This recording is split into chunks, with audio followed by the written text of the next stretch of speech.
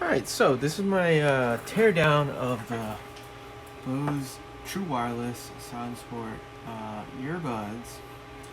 So, right here, in order to get them out, there's all these little clips around the edge. There's 1, 2, 3, 4, 5, 6 right here. And you can probably see on the inside of this that there's some glue points right here. And basically what you want to do is you want to get a guitar pick or something, start your way through right here in the beginning, in the middle, right here, and work your way around, try to get it pried up a little, and then you need something solid, and just slip in there and unclip all of these. So I started from the front and worked my way to the back. It's really hard, a little more difficult than a lot of those other earbuds in which they have screws. And so yeah, the reason why I had to take this one apart is, you look closely right here, it actually looks so good. I already fixed it, but one of these pins did not come back up, so I was unable to charge mine. And so what I did was I found a replacement online, and oh, guess what, it actually starting to work again here.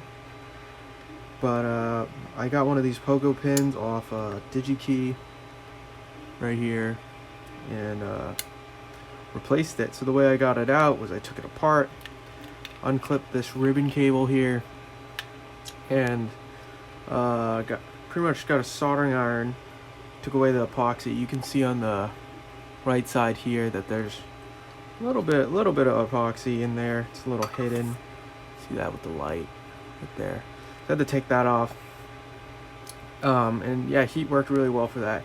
And then it was stuck in there, so what I did was I got the soldering iron from this end and just pushed it out. I'm not sure that, I think the heat set it in there. So the best way to get that out is just getting the tip, soldering iron like this, and pushing it out when it's hot. And then getting it back in there was a pain too. Say I got the wrong one. These Bose ones are custom ordered, and so the closest replacement I could find on DigiKey was actually exactly the same. It's let me show you this model number. However, it is not a doesn't have a solder cup on the end, so it's a little difficult to get that solder joint. That's why you see this giant blob there.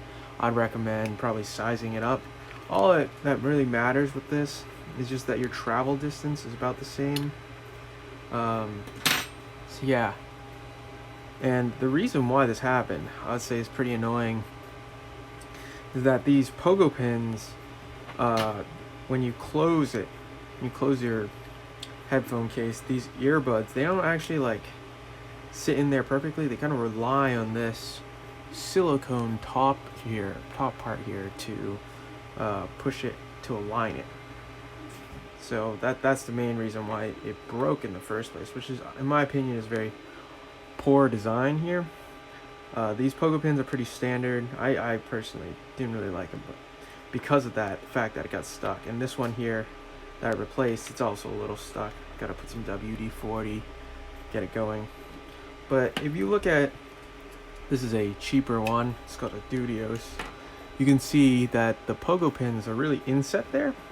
And this one relies on, you see all these features here, the Dudios, these physical features it pushes in. First off, there's no cover, but that's that's a design choice in terms of luxury, right? So the other one has that, but you look at like a Samsung, those Galaxy earbuds, they also have this feature. It's an alignment feature. It's so that way if you close it, like I had my earbud, it probably fell out a little bit, it was a little off, and I closed it, slammed it shut, and that's what bent the pin and caused it to be out of alignment. And I pushed it in and out, and it bent the pin, and wouldn't come back out, so I had to replace it. So that's a arguably bad decision on their part to make it like this, in the sense where the alignment is mainly by those magnets and the top. So I recommend doing this, just like that. Thanks. I'll leave the part number in the description.